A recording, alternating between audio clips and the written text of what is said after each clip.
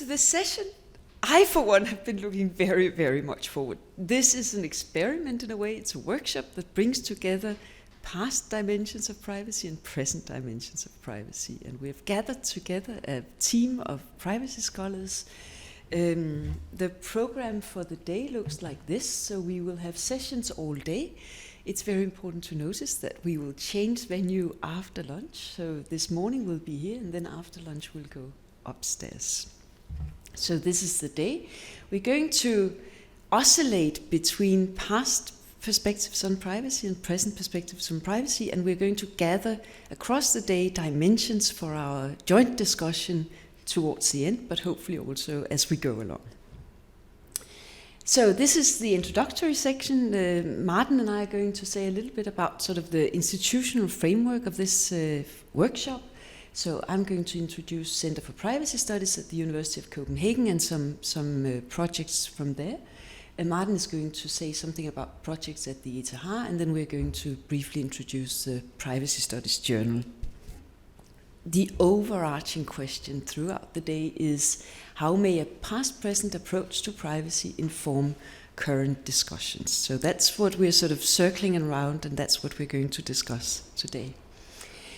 I'll talk a little bit about my own background, because I'm a professor of church history, and it may be sort of strange to think about what is a professor of church history doing in privacy studies. So I'm going to say a little bit about my own background, but also to say a little bit about sort of the intellectual setup around the Center for Privacy Studies. So I deal in religiously motivated withdrawal from the world. So there can be withdrawal from the world that's not religious, and at the same time, all the world religions have some kind of notion of withdrawal from the world. I'm concentrating on the Christian tradition.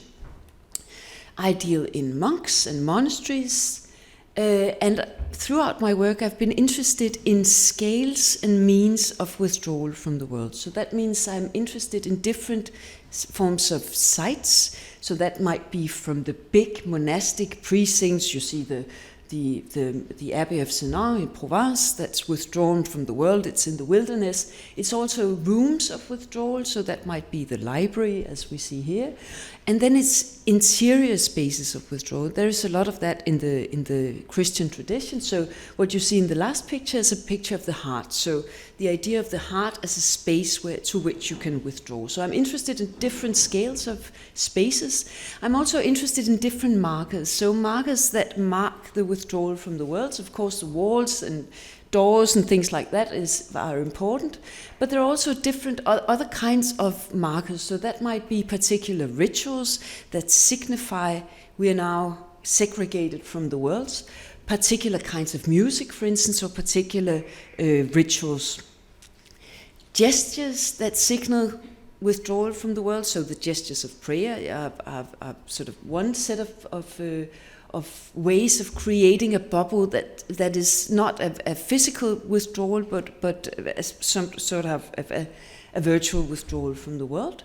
Objects that may support and represent withdrawal from the world. So we have the prie-dieu, which is for prayer, different kinds of artifacts and objects that may nourish withdrawal, and then particular models that have been seen in the Christian traditions as particularly good at withdrawal from the world.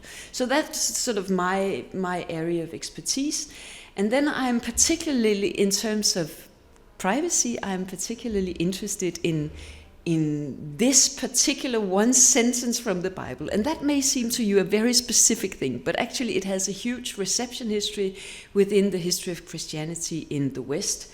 So this is the introduction to the Lord's Prayer in the Gospel of Matthew, and if we have here the King James Version. When you pray, enter into your closet, and when you have shut your door, pray to your Father who is in secret. And in the Bible it has a particular context, but in the reception history this has become about a matter of when you pray you have to withdraw from the world, you have to close your door. And that means that throughout the Christian tradition there has been a a constant discussion of what does that mean? What does that mean to withdraw and close your door? And that, to my mind, is a history of privacy. Not the history of privacy, but one history of privacy. In the beginning, they were talking very much of this as an interior space. Later, it became very much a physical space with actual doors that you could actually close. So that's where I come from. And that's sort of what I brought into the Center for Privacy Studies, which is funded by the Danish National Research Foundation. It's a center at the University of Copenhagen. We began in 2017. We're funding until 23. If we're very good, we'll get 4 more years. We are undergoing an international evaluation right now. At the Center for Privacy Studies, we are not so much interested in defining privacy as we're interested in exploring this semantic field. So privacy and the private over and against its alleged opposites. So what happens in the dynamics between the professional and the private, the public and the private, the evident and the private, the common and the private, and being private and being together with others. So all these different sort of tensions and opposites or gradations. That also means that we are interested in the societal factors that make privacy something desirable, and then the question becomes desirable to whom, and with what perceived values.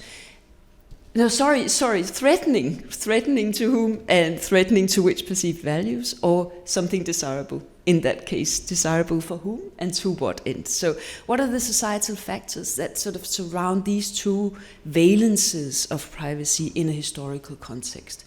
It also means that we are also interested in cognates of privacy and the private. These are my colleagues at the Center for Privacy Studies. I owe them, each of them, a lot. You'll meet some of them here. Center for Privacy Studies is an interdisciplinary endeavor. We are working on notions of privacy and the private in the period mainly 1500 to 1800. And the center comprises people from architecture, church history, history of political ideas, social history, and legal history. Each of these disciplines has its own approach to privacy and the private, and we aim to bring these approaches together in an interdisciplinary, sort of not one approach, but to coordinate these different approaches. This is the core of our research program, 11 cases from early modern Europe. Each case is studied by a case team that consists of people from all the involved disciplines who are then trawling that particular place in that particular period for notions of privacy and the private. As you can see, this is very Eurocentric. It's also very early modern, but we are branching out in all directions, both geographically and chronologically. I want to particularly focus on Natasha, who's here today and who's really taking a lead on our Latin American campaign and also in our project on the Caribbean. So we are sort of broadening our span right now. Okay, we have a double approach. So in order to coordinate all of these things, all of these disciplinary approaches, all of these sites and whatnot, we have a double approach.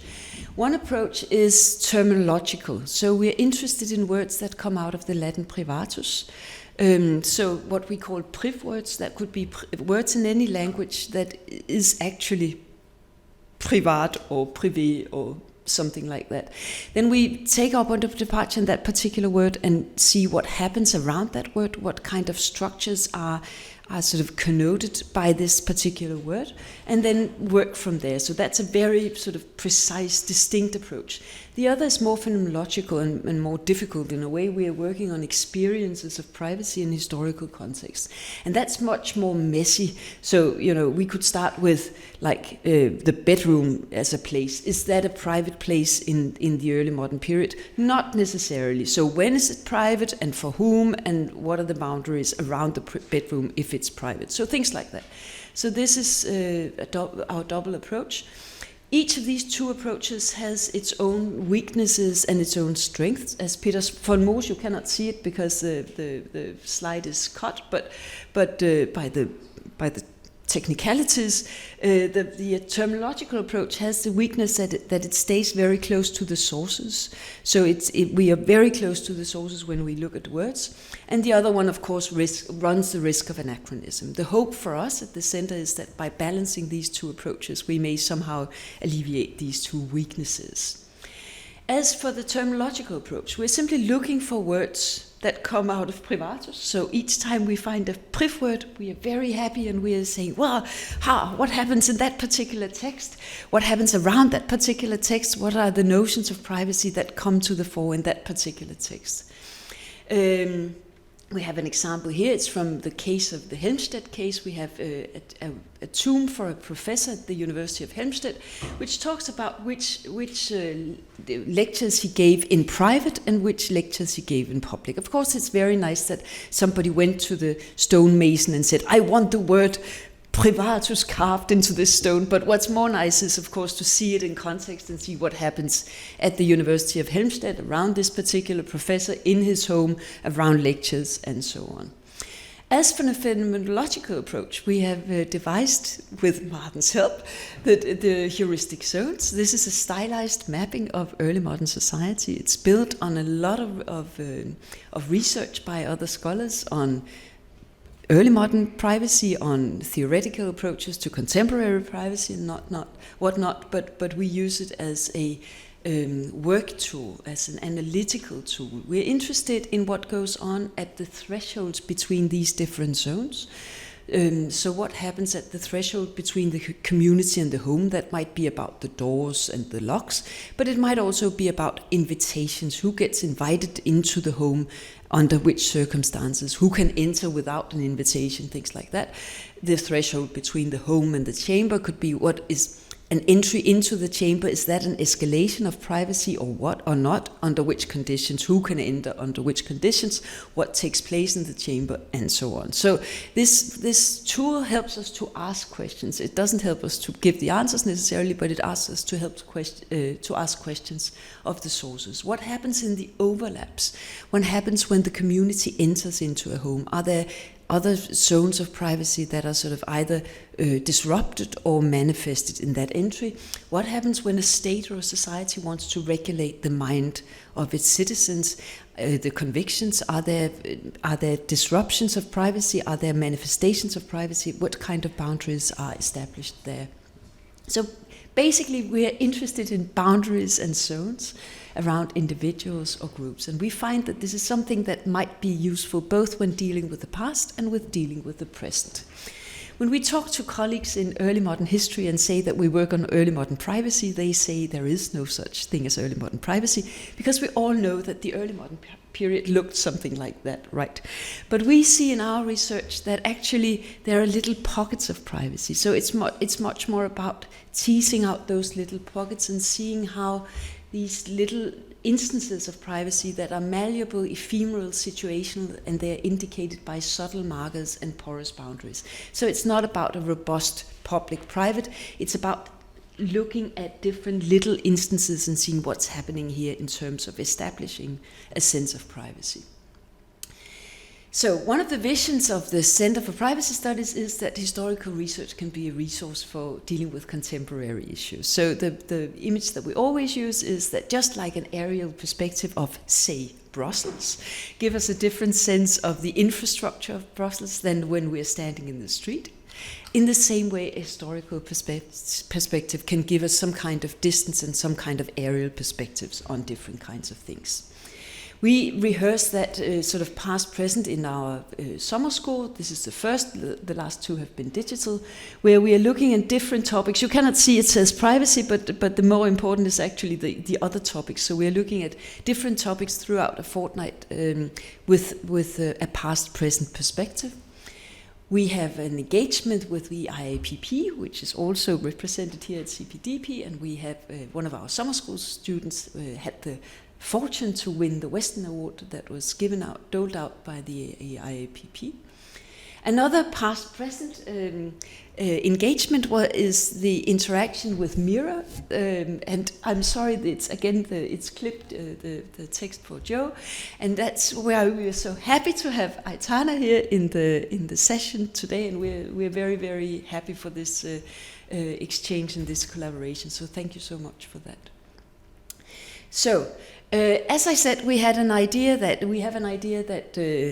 historical research can be of relevance for the present, and then Corona came, and we thought, well, that's a test, right? We've been saying this now for 3 years, and then Corona came, and so we devised the project Stay Home, the home during the Corona crisis and after, which comprises 4 different disciplinary approaches. So we have a family historian who's looking at domestic violence during Corona. We have a theologian who's looking at hope and despair during Corona. Then we have Katja, who is looking at digital boundaries during Corona. She'll talk more about this later today. And then we have an architect who's looking at multifunctional spaces in the home during Corona. We have a very strong interaction with the outside world and different stakeholders, and then we have a collaboration with an ethnographic investigation of people's digital habits during Corona. Katja is going to take more of that, and then we have collaboration with crisis centers and the National Museum. So that's a sort of a different kind of approach. It may seem like a very crazy approach, this interdisciplinary approach with theology and science and technology studies and what's not. But actually that's an approach that's somehow inspired by our historical approaches, because when we deal with history, we will look at technology and houses and beliefs and everything sort of as something that surrounds the individual. So in a way, we are trying to transpose that historical approach to the present. We have different collaborators. Martin is also on this project, and this is the work team, the team, case team. So we have here Katja, who's in the session later today. So again, another sort of privacy thing. And then finally, the last project I'm going to talk about very briefly, that's a project that I've just entered on Danish nursing homes, between care, treatment and digital documentation with people from anthropology, law and privacy studies. And this is just both to say that here's a project that Martin is not engaged in, and also to say, because otherwise you're in everything, but also to say that here we're actually trying to use, or I'm bringing into that project, the zones of the Center for Privacy Studies into a study of Danish nursing homes. And we find that actually, again, the thresholds, they're actually really, really good for asking questions also about nursing homes. So what happens, it may not be the soul, but what happens in the body-mind boundary if you're in the beginning of dementia, for instance, or otherwise, what happens in these other thresholds between the individual home at the nursing home and then the community and the wider society? What happens in terms of legislation for each of these different areas? And hereby I give the word to Martin.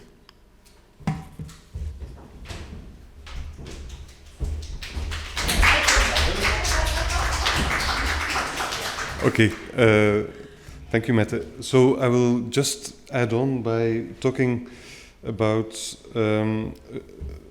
actually 2 recent projects at the ETH very briefly that I think deal with matters of privacy and architecture. But before I'm going to do that, I will tell you a little bit about my own interest, or you could say also our institutional interest in the project. First of all, again, very briefly about myself. I'm an early modern architectural historian, and I think the work, or you could say the background of Mette and myself, connect on 2 points. So one of my research interests is devotional architecture in the early modern period, which, and I have to admit, I never thought about it in those terms until we started to work on the center. Obviously, also very much concerns a dynamic and also tension between the public and the private dimension, because when you look at devotional architecture, you basically look at how public spaces are shaped around devotional practices, which obviously also have an interior and private component, but which is acted out in public. I think a second, you could say, overlap is a shared interest in the semantic fields that surround practices and objects in the early modern periods. In my case, regarding the built environment and architecture, and the terminologies that are being used to describe architecture, to give it a value, and also to conceptualize how it is being used and experienced. Now, you could say the analytical model that Mette showed and that we, I think, devised in this attic room some time ago, obviously immediately suggests a kind of spatial dimension to privacy. And I think in our conversations it's been clear that it's very difficult, perhaps this is obviously kind of professional malformation, but still difficult to think about privacy without spatializing it, and without sort of thinking of it in terms of thresholds, relationships, hierarchies, degrees of separation, and so on and so forth. So it would seem that architecture can operate almost in a self-evident way as a subject or tool to study privacy, or at the very least to register perhaps notions of privacy in the early modern era, so at the time when it is actually privacy is not conceptualized as such, because architecture is somehow, of course, the art. One way of defining architecture is as the art that shapes space. But what I want to do here is very briefly, you could say, complicate this relationship between architecture and privacy. First of all, of course, to state the obvious, but I think it's very important to point that out, architecture is not the environment. So architecture is a discipline or a field that is engaged, you could say, with shaping space in an intentional, organized, and more or less structured way. Which, of course, contributes to, but is not identical to the built environment as such, and much less to the environment as a whole. So, architecture, I think, is interesting to think about as one of the actors that is somehow present in the environment, but is not that environment as such. And as such, secondly, architecture is obviously also a multi-actor process. So architecture is not just, you could say, what we see here in its finished and completed shape, but something that has come into being through a very complex process of negotiation between various actors, negotiations that have in and of themselves private and public dimensions, but obviously also a thing that once it stands in the world is open to appropriation, use, misuse, misunderstanding, and so on and so forth. And perhaps a third element that I would want to bring to mind then is architecture as, you could say, again, the very general definition of architecture is the act of intentionally shaping space or the environment. That architecture is coded. Architecture is obviously an art that is not just concerning the putting together of materials in a certain shape or form, but also a cultural element and a cultural factor. And as such, it has an inherently collective dimension, even in its most private moments. So even a very private space is part of a cultural encoding which is shared and collective. And so as such, architecture always operates also in you could say, in its most private moments on a collective horizon. And actually, one of the projects that I'm currently working on concerns the matter of beauty in architecture. So we are working on a book basically about the question why it has become so difficult to talk about beauty in architecture. And I do think that touches upon this kind of tension between the private and the collective dimension, because we think currently, I think of aesthetic judgments as something that is essentially private and is only shared when it can become part of a meaningful conversation. But at the same time, it's actually very interesting that architecture is subjected to regulations that concern beauty directly or indirectly, partly because architecture, and which for instance is not the case for cars. You can produce a car that is ugly and you can sell it, but you can't make a house that is ugly because you have to, or that doesn't fulfill certain aesthetic requirements. And that is, of course, because beauty is somehow something that is acted out in collective space, but as such, you could say also crystallizes the tension between private desires, the private space, the interior, and what is visible to the outside world and what is shared. Now I need to put on my glasses again. Yeah. So in that sense, I mean, because of these, you could say three elements. You could say the tension between architecture and environment, the fact that architecture is a multi-actored phenomenon, and that it is culturally coded, I think allows us to use architecture also as not as a way to articulate privacy, but actually also to complicate notions of privacy, very much in the way as we use history. Through architecture, privacy becomes situated, enacted, negotiated. It becomes particularized, and at the same time, it is part of, you could say, a general culture. And in that sense, I think also the inherently historical dimension of architecture is interesting. Our architecture is somehow always inherently anachronistic or achronistic, because it sort of lasts beyond a certain moment. So it's always of its time, but also not entirely of its time. And in that sense, architecture and the history of architecture provides, you could say, a kind of capsule view of possible past ideas about privacy, but also, again, complicates those by standing in this very complicated relationship or within this complicated relationship between past and present.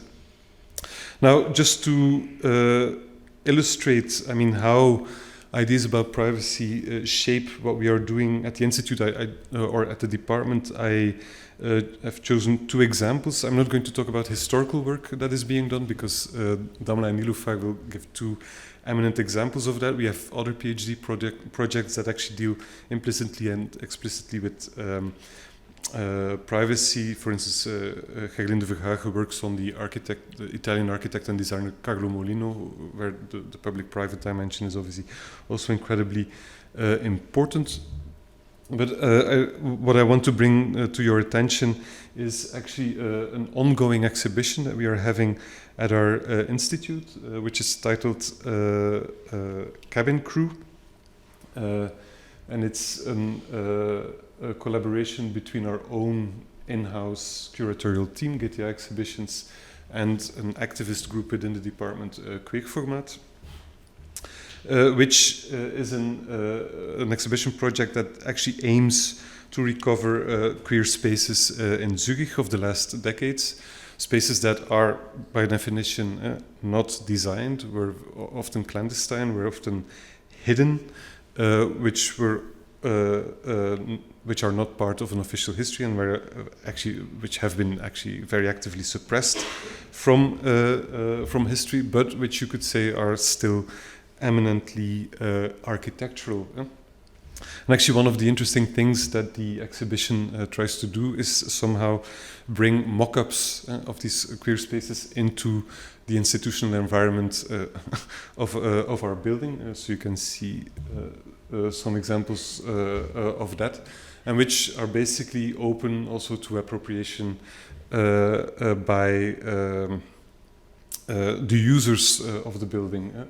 And actually I had taken some pictures of how this looks now, but apparently I didn't record them on the right. So I lost them basically on my way to Brussels. But now these things are full with graffitis, so they're really being sort of coded and recoded in, you could say, semi-public space, but as if they were private spaces of clandestine sexuality. A second project that I want to briefly present or just bring to your attention is actually quite closely related to, I think, the projects that you are doing in Copenhagen on the post-pandemic or the pandemic condition, is a project by the studio of Momojo Kajima, where students were invited to draw their learning spaces in pandemic times. And the project basically sits at the intersection of several research interests of that group. First of all, in you could say the relationship between architecture and behavior. Again, from the idea that architecture doesn't really encode behavior, but sort of allows it, makes affordances, which can then be appropriated throughout, you could say, the long history of buildings, but which also very often predate and post-date the act of designing. Secondly, an interest in learning spaces today. Again, prompted by Corona, but I think part of more general discussions about where we learn, how we learn, whether learning is a private or a public or a semi-public event. And then thirdly, an interest in drawing as an analytical tool. And this, I think, can also sort of bear on our object. It's basically using drawings as a heuristic strategy, actually to explore the kind of tensions and points of encounter that we also try to that we've also tried to identify in our analytical model. So, and I just show you some of the drawings because what I think is also very interesting is the way in which they attempt to represent, but also analyze relationships between, you could say, the smallest kernel of, you could say, then private space with the urban environment, and how the representation of this relationship raises questions of, again, thresholds, relationships, but also of scale, of distance, of materiality, of different forms of hierarchies and connections that can exist within an urban fabric. For instance, I mean, these are very beautiful but light drawings. So this is actually the ETH main building. You can see it here, where you have the traditional lecture hall, which is then connected with say the student housing, where students are actually listening to pre-recorded lectures in that lecture hall. Yeah, so this is the detail.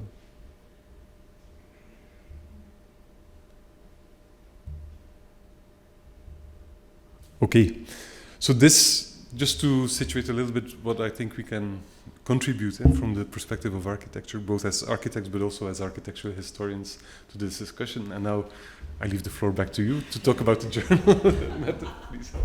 Thank you.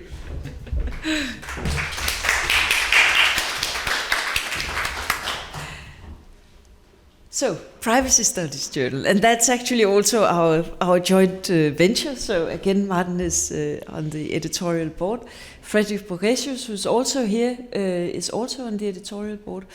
Privacy Studies Journal is a journal that in a way wants to explore the whole field that we are exploring today.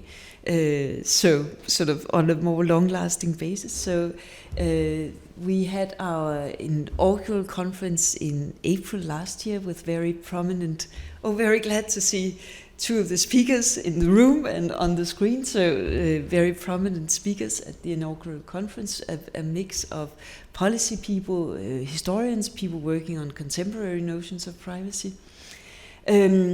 The aim of Privacy Studies Journal is it's a peer-reviewed open access research journal. We're currently gathering our first issue that will come out in August. The idea is to have it published on a rolling basis, but we want the first one to come together.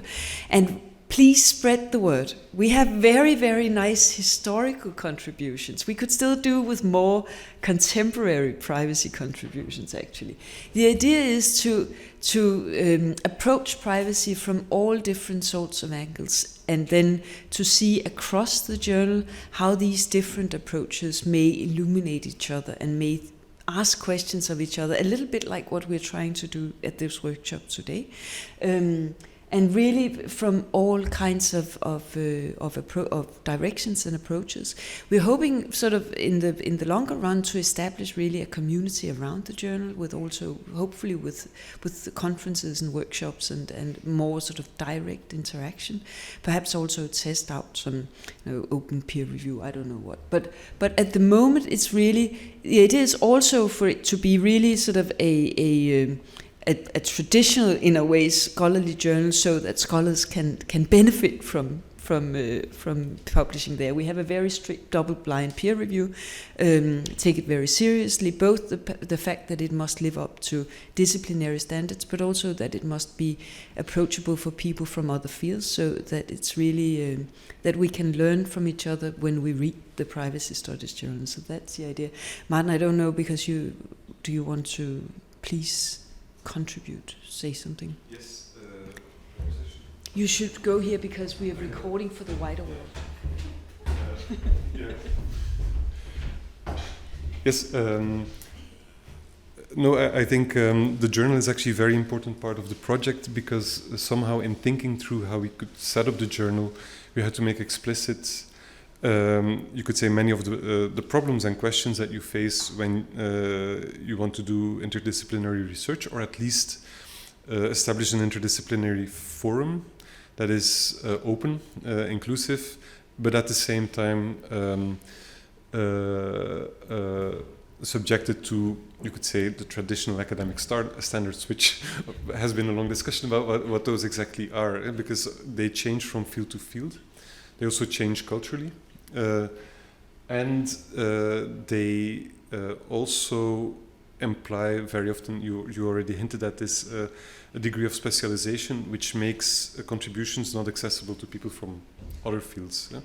And in that sense, I think the journal is really very exciting and challenging endeavor. And for instance, perhaps as one small element in the setup is the way we organize a peer review is always by asking someone who is a domain specialist and someone who is not a domain specialist at all to look at the articles, but also really as peer reviewers, and not just as from an editorial perspective, but, or to check, not just to check readability, but really to see whether somehow the articles at least establish a kind of position that allows the building of bridges towards other discussions.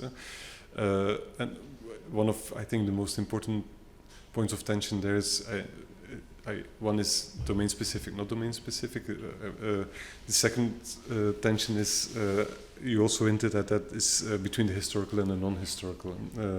Because obviously historical thinking is a kind of habitus which calls for forms of reasoning and arguing that are not always enter into easy dialogue with non-historical thinking, or more systematic thinking. So in that sense, I think we're all very excited about the experiment of the journal as such, because it really forces us to think about really foundational questions, both about academic research in general, but also specifically with regard to privacy, and so how you can sort of build an interdisciplinary discourse around the notion. I think that actually was just inspired because what you said, we had at our first editorial board meeting, so each of us went through and said what is good academic standard in our field, and that was just mind-blowing because it was so different. So what kind of quotations do we use? How much coverage do we have of existing scholarship? And the professor in classics, he said, well, we are required to know everything because the field is so small. So things like that. That was, so as you say, this is really also part of the exploration of the journal. I have a few last slides, which is just a few thoughts to take with us into the day. So, how may a past-present approach to privacy inform current discussions? I'm not great. It has a question mark, actually. So, I think it's very important, also for a conference like this, where we are dealing very much with sort of the most recent and the future phenomena within privacy, I think it's very important also to remember our past and our ground, actually, right? And we may go back to Warren and Brandeis if we are being very sort of historical, right? We may even know that there is something about Aristotle, there's something about the Roman, and now I've told you there's something about the Bible as well. You might actually accept that. But I think it's super important to realize and to remember always the whole sort of cultural DNA that we are standing on when we are talking about privacy. And I think that is something that constantly begs the question whether privacy is a Western notion or a global phenomenon. Because we as people in the Western world, we come with this whole baggage of more explicit or implicit understandings of what is privacy. We may not have Matthew 6:6 in the back of our mind, but still it's somewhere in the walls, it's somewhere in the ground that this has gone into the understanding of what is privacy. And that is not a global thing, right? I think that's very important for legislation, actually, but that's not something that we can answer today. But I just want to remind us that understanding all of that helps us to understand why we ended where we are today. So that's one thing. I think a day like this may actually help us to keep in mind, how does the past chime into the present? How does the present throw light on the past? All this sort of exchange, I think it's super important. I think it's also important because a past-present approach, and I think we've seen that while preparing the workshop, a past-present approach will often put the human being in the center and will often look at the factors around that human being. I think that's super important for current and contemporary privacy discussions, to keep the human being in the center and to remember all the different factors, cultural, ideological, political, religious, that go into whatever shapes a human being. I also think that a past-present approach is a good point of departure for drawing out some overall structures with regard to, for instance, boundaries, or with regard to value systems, or with regard to what is the anthropological pre-assumptions in a given period and in a given context. And I think that when we are talking in this past-present exchange, I think we are helping each other to say, well, but could we look at boundaries, for instance? Could we look at thresholds? Could we look at meeting points? Could we look at all these different sort of critical instances where something is happening around privacy, either because it's threatened or because it's seen as something particularly valuable? That's all. And then more things, and they will come. So that was a question mark that was added. They will come out in the discussion today, I hope, and we'll bring that forward. I look very much forward. Welcome to the workshop, and it's good to see you.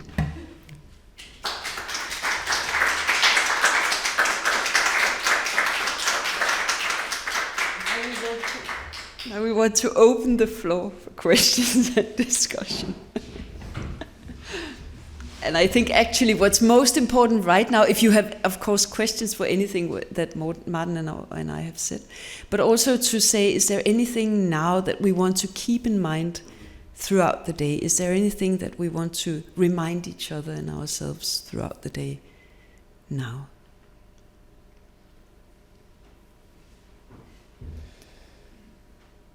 Otherwise, we'll just have a long coffee break, which is also nice, because that'll help us think. Sai. Can I ask, what do you think are the biggest challenges to these trans-historical issues? Yes. Thank you. What do you think are the biggest challenges? Because I'm agreeing with you, I think it is important, but I would love to hear your perspective, and yours as well, Martin, about what are the biggest challenges of seeing privacy trans-historically and also transdisciplinary? Yeah.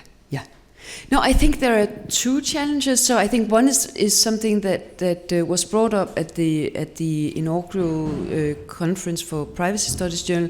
That is, well, how do we avoid that everything becomes a matter of privacy? Because once you begin to see it, it is everywhere, right? But it can also be watered out completely. So I think to keep it distinct, and there I think these overall structures to say, well, not again. I'm really against sort of trying to theorize privacy and say, well, but what is it and what is the definition? Because that's endless.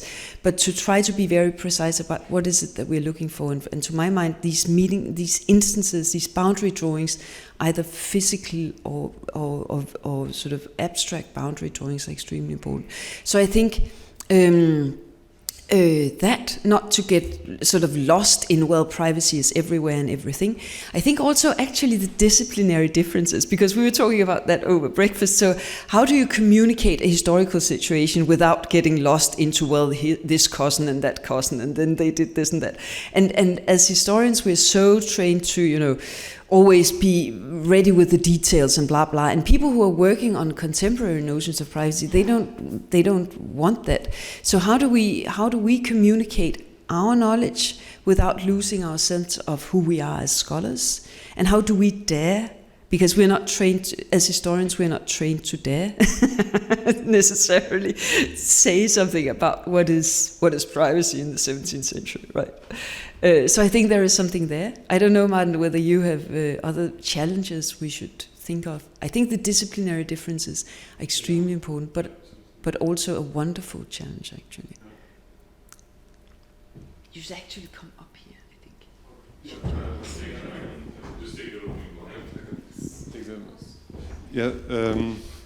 No, I can actually only mostly reiterate or perhaps reform. Say the same thing probably in different words. But the question is always, what is actually the problem when we talk about privacy? What is the problem that we're talking about when we talk about privacy? And again, speaking from my own disciplinary background, of course, again, you could say the public-private dimension is one of the division, as you could say, one of the defining features of architecture. So even architecture as an art is conceptualized as making the distinction between an inside and an outside, so which somehow already evokes a distinction between the private and the public. And then again, the question becomes how do you articulate that in a problematic that is specific to the question of privacy rather than the private. So that I think is a very important issue. And then again, and there I can only reiterate what Mette is saying. And for me, that is actually one of the real values of the project, that suddenly you discover how difficult it is to talk across disciplines, even across historical disciplines. Yeah? So it's not just between historical and non-historical disciplines or whatever, legal scholars with artists or whatever. It's really even between the historical disciplines. And in that sense, perhaps somehow, because privacy is everywhere, it allows us to see our blind spots when we are having these conversations. But that is obviously also a very big challenge, because sometimes it's very hard actually to convey what you're actually talking about, because you've sort of internalized many reflexes of your own disciplinary field.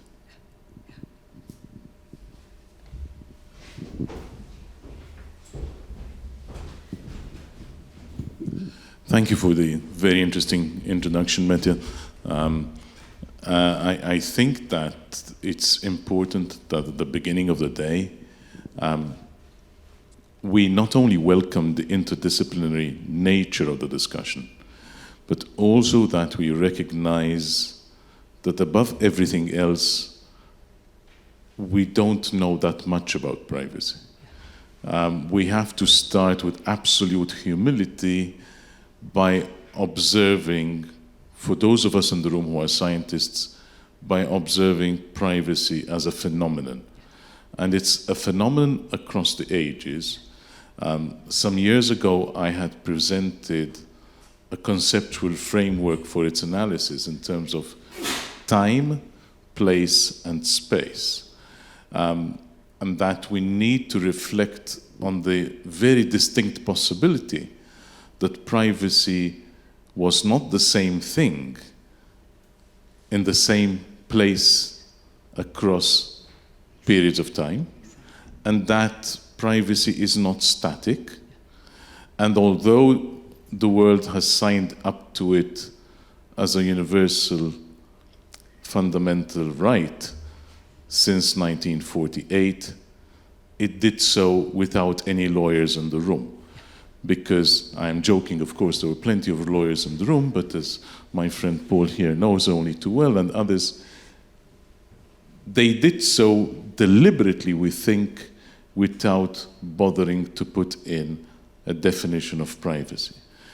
And the reason is, partially at least, I think that in these very interesting projects, because plural, look, there are many projects up on the screen and many projects we're all individually involved in. We need to remember that we're looking at privacy across cultures. So I have been collecting and reading books about architecture and privacy for more than 40 years. So whether it's the houses in Istanbul, whether it's the houses in Korea, houses in Japan, houses in Europe, etc., and their evolution over time, and what they can tell us about the way we have developed our concepts about privacy. Because when we're looking at Matthew, when we're looking at others, we're looking at what people say about privacy. But those of us who have carried out interviews and surveys of what people think about privacy and how they behave know that there can be two different things. The people can say one thing and behave in another. And I think that the interdisciplinary approach is also extremely important, because unless we look into the past to understand how people defined privacy for themselves through behavior and the organization of space, both private and public space. One of the things which I have privately shared with Meta, which I think we should do much more work about, is also the concept of collective privacy as opposed, or in addition to, individual privacy. I clearly have no problem in continuing to investigate individual privacy, but it should not be taken out of context. And history, and this is why I was delighted when I saw Meta put the Danish project, as it is in my brain, together, though obviously there are so many people from Germany and Switzerland and other places involved. I was so overjoyed when I saw this, because I thought it, and still think it, very important to try to tackle and understand the history of conceptualization of privacy, yes, but also the history of privacy as understood through the behavior throughout the ages. And this is a huge project. I mean, I am equally delighted that Meta and others have managed to attract millions to the project, but I need to emphasize that we need many more millions and many more hundreds of scholars, because it's an enormous task. I'll conclude this brief intervention not only for apologizing for the fact that I would have to leave towards lunchtime for multiple other meetings, but also by explaining that we are facing a task, because the reality is that if any of us in this room show evidence of interest in, say, security and privacy, then we're going to go and find money for it. It's not easy, but it's not impossible. Many of us have spent lots of the past, 15 years since the EU, for example, in FP7 came out with security as a separate field. We've got a lot of money out of that. That being said, there is far less money to understand the basics and the roots of privacy.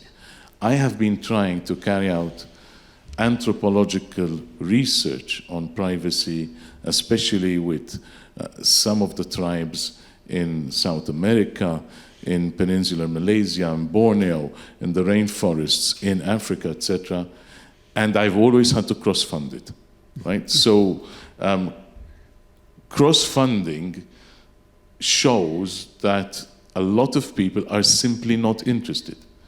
And I should point out another huge difficulty is that if you go to Kenya, if you go to Malaysia, if you go to the Amazon, and if you speak to people there, and try to elicit from themselves their own thoughts about privacy-related behavior in order to come up with an autochthonous approach to privacy, and not simply importing, let me call them Western-style laws just for the sake of brevity.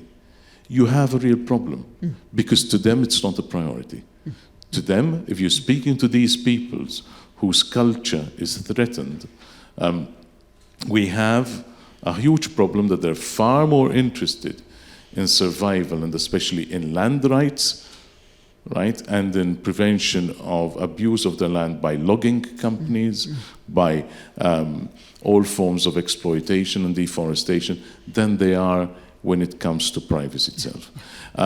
This is a hindrance, and the last hindrance that I'd like to remind everybody about is that we also have other cultural obstacles which present themselves in a way which is relevant to religion as a cultural phenomenon, but which are acutely problematic. I have a long-standing personal interest in privacy in Islam. I have tried to edit the first slim volume of that back nearly 20 years ago. We are trying to establish, Aitan and myself already have one active project in Qatar. We've tried to work on other projects in Morocco, in Tunisia, etc. There is a huge amount of work to be done, and we need you all in order to help build bridges. The first things we need to do is build bridges with scholars in those countries, because there are scholars, there are architects, there are historians of architecture, but they're all busy trying to survive and do their own thing, and the privacy dimension of architecture is normally hugely lacking. Aitana and I carried out some fieldwork in Ghana, where it was clear the local architects, the local scholars hadn't done anything on architecture and privacy. And we have the same issue across all of sub-Saharan Africa. So I just wanted to take this opportunity, since Meta invited us to make some general comments, to keep some of these things at the back of our mind. It's a hugely interesting subject, also because it's connected to two concepts which are still not sufficiently investigated too. You cannot talk about privacy without, to my mind, linking this also to Meta's interest in monks, for example, but that's one example out of 1,000. You cannot talk about privacy without talking about the development of personality. No. What is the personality of that person who wants to become a monk? Is it because of deficiencies in personality that that person wants to become a monk? Or is it because they are really searching for something else? And the final thought I leave you with is the link between, and often confusion with, privacy and autonomy, right? Autonomy of spirit, autonomy of thought, autonomy as children develop, which has been, unfortunately, again, not the subject of not enough investigation, scientific investigation. And when we take these things together, and of course consider the religious dimension of privacy and other cultural dimensions of privacy, we realize that unless, and here I'm going to use the cliched word, unless we take a really holistic approach, we are going to fail. This is why it's so important that we get together, blind not only to ethnicity and to gender dimensions and sexuality, but blind also to disciplines, because I'm afraid that disciplines sometimes, or very often, do not help us to properly understand, including one dimension which continues to be missing, and I'm hoping that we attract some interest to the journal matter for this, the link between economics and privacy. Mm-hmm. You cannot understand how people managed in architecture to build more private places before you understand how they were prosperous enough to afford to pay for houses which were not one-room houses, etc. which also then leads us to issues of acoustic privacy, visual privacy, why the Japanese seem to be happy with paper walls for a long time, etc. But I'll stop there. Thank you very much. Thank you so much. It's 10 o'clock, unless we have more questions. Thank you so much, Joe. That was very important remarks. Coffee break. See you.